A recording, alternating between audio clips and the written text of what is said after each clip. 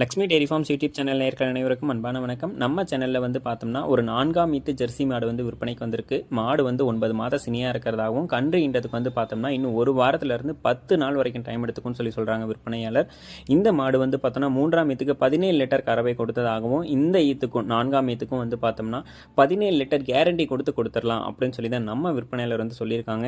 இந்த மாடு உங்களுக்கு பிடிச்சிருந்துச்சுன்னா டிஸ்பிளேல தெரிய நம்பருக்கு வந்து கான்டாக்ட் பண்ணி பேசுங்க. விலை வந்து ரொம்பவும் கம்மி விலைன்னு சொல்லியிருக்காங்க. அனுசரித்து தரலாம் சொல்லியிருக்காங்க. மாடு வந்து ஆல் ஓவர் தமிழ்நாடு எங்க கேட்டாலும் டெலிவரி பண்ணி கொடுத்துடலாம் அப்படின்னு சொல்லி தான் சொல்லியிருக்காங்க. சுத்தமான மாடு, மேய்ச்சல் முறையில் வளர்க்கப்பட்ட மாடு, நல்ல மடிவளம் காம்பவளம் கொண்ட மாடு, மெலிசான தோல்ல ஒரு உடசல் மாடாக தான் இந்த மாடு இன்னைக்கு நம்ம சேனலில் வந்து பார்த்தோம்னா விற்பனைக்கு வந்திருக்குங்க.